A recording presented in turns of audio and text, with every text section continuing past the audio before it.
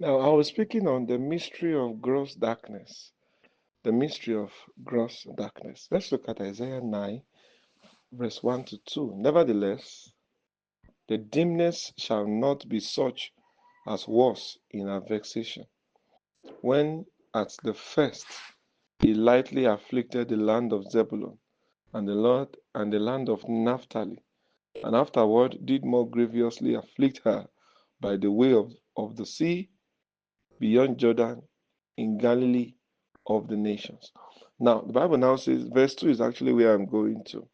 The Bible now says, the people that walked in darkness have seen a great light.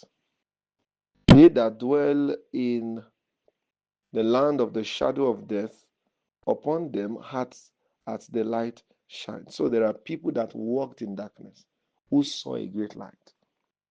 Now, these people, it doesn't mean they don't have light. It's just that when they came to that darkness swallows their light.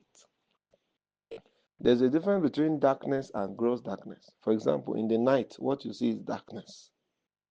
That's why when you point your torch, you can still see and get some things done. But when you come under gross darkness, if you point your torch, it will not show anything. Gross darkness is the kind of darkness that swallows light.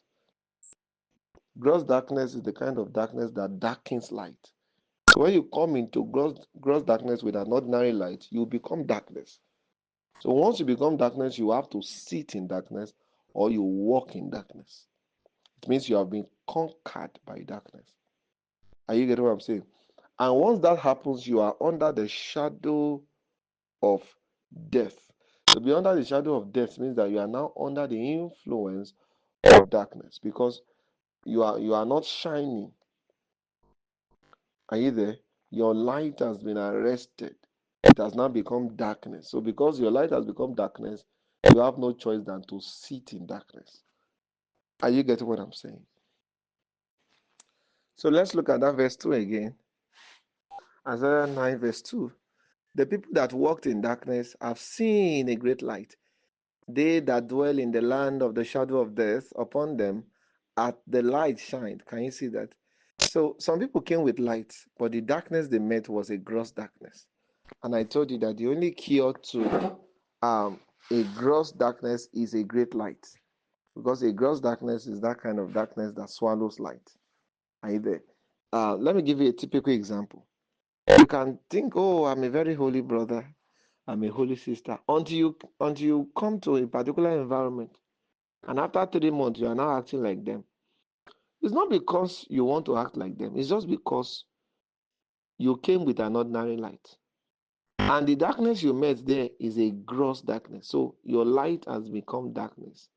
When your light is swallowed up, it becomes darkness.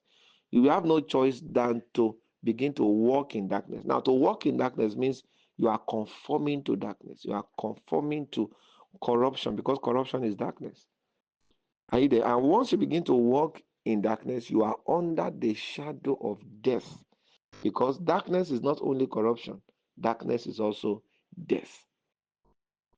Are we together? So everyone walking in darkness, they are walking in the land of the shadow of death. The shadow of death is the influence of death, the power of death.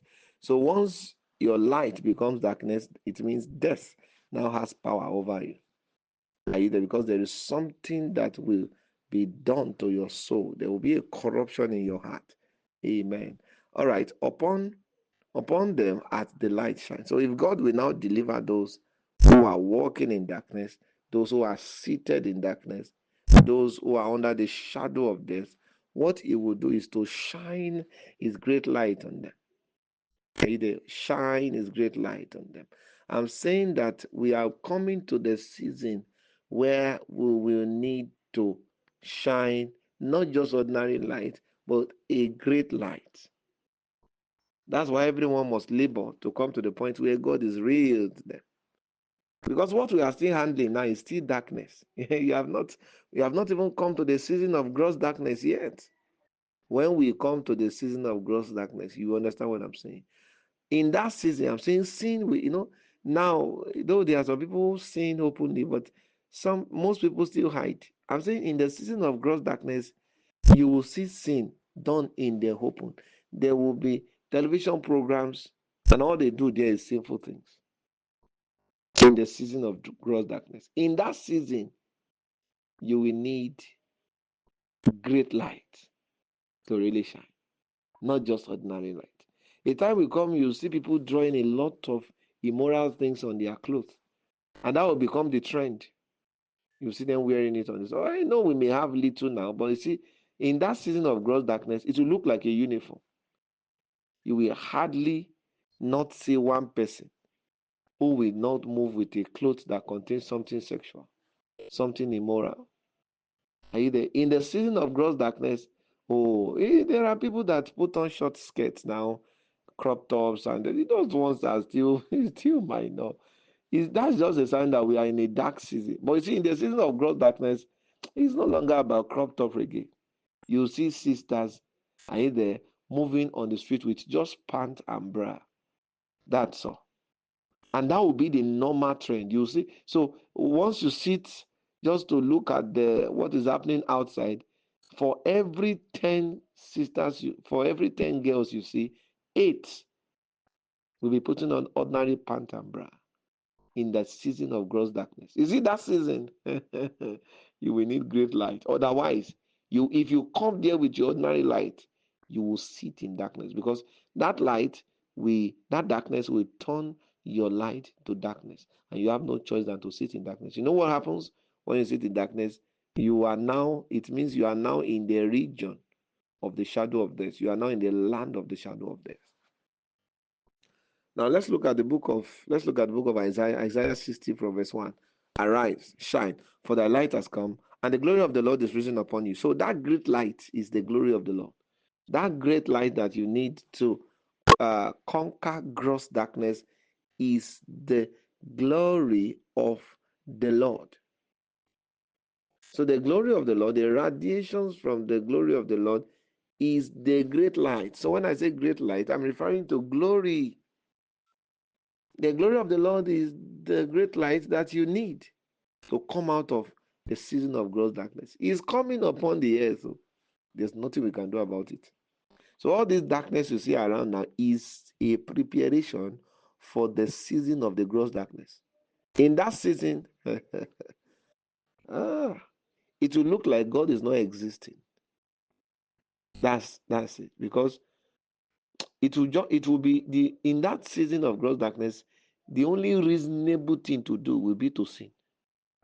That sin will become reasonable thing to do, and righteousness will be an unreasonable thing to do. You even you don't understand. In the season of gross darkness, now people will hide when they want to sin, and then the one that wants to do righteous, they will do it openly. You help the poor openly, then you snap, put it online. Those things are not even really very correct, but at least we see it now. It's because there's darkness. In the season of gross darkness,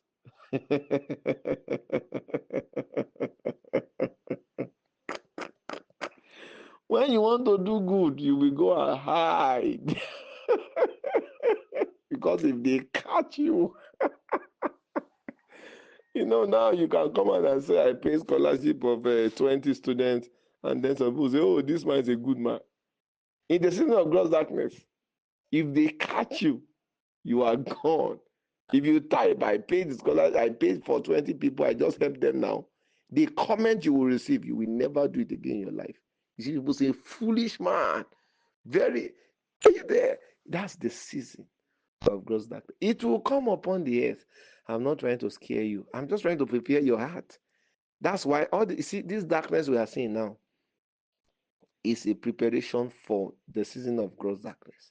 So this darkness now is like the forerunner, preparing ground for the season of gross darkness. You will need the glory of the Lord to be your light.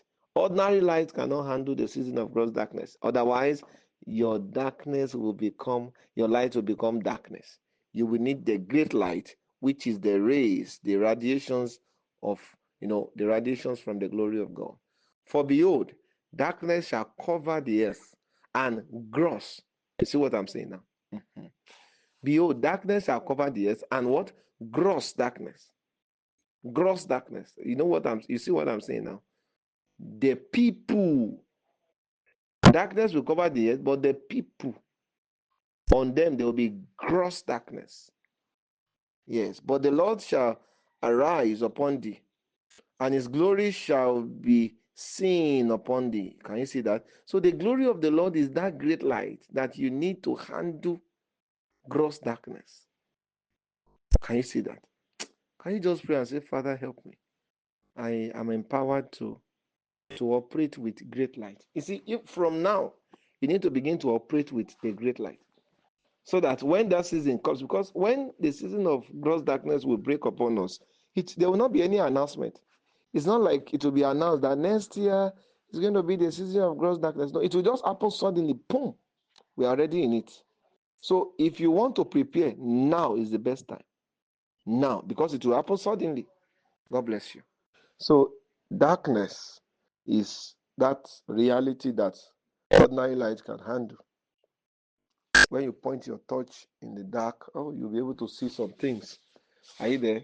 You know, in most of the advanced countries, there's always lights. So even in the night, you can still even be playing ball. You can still do a lot of things because there's light, different kind of light source, solar light, hydroelectric power, many other light sources.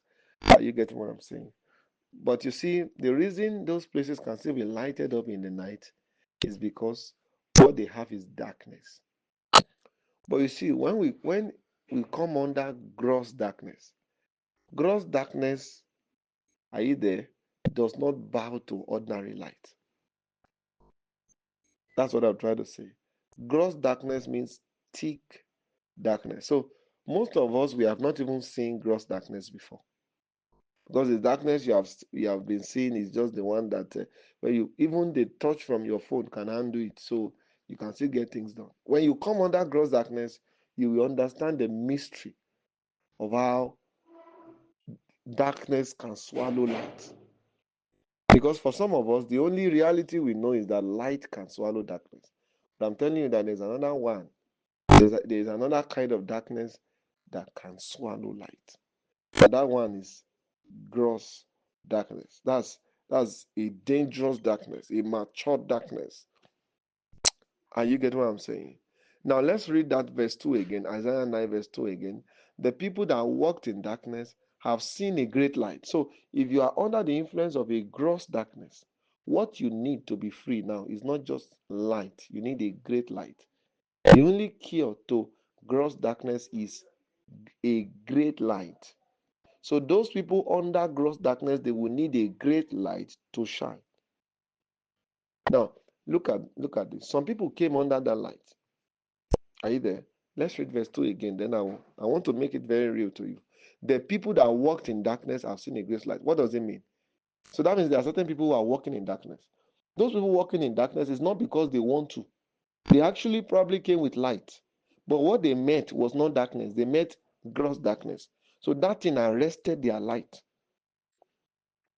Are you there? So against their will, since their light has now become darkness, they now began to walk in darkness. Are you there? Meanwhile, they came to that place as light. But that darkness, because it is gross, it has swallowed their light. They are now walking in darkness. So when the Bible says the people that sat in darkness, they have seen a great light. The people that walked in darkness, they have seen a great light. What it means is that another person now came with a great light. It was now the brightness of the shining, the brightness of that person's light that now brought deliverance to these people who have been walking in darkness. Suddenly they discovered themselves. Oh, we are not supposed to be here. We used to be light. How did we? Are you there? It's because somebody with a great light came to shine on them. Are you there? That's why what we call salvation is simply Jesus shining on us.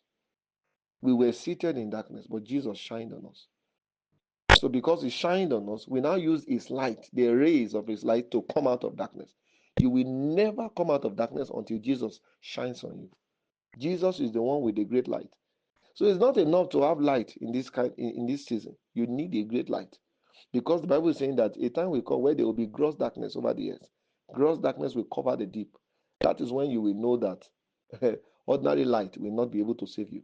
You know, the kind of corruption we have in our world now, ordinary light is still helping you. Oh, I have a church I'm going to, I have a fellowship I'm going to. Those things are still helping you. Are you there? I used to listen to the messages of my pastor. Those things are still helping you. I'm saying there's a season of gross darkness that's coming upon the earth. And you will need a great light to handle it. If what you have is just the common light, you may not survive. Your case may be like those that came and darkness swallowed their light, and they had no choice than to sit in darkness.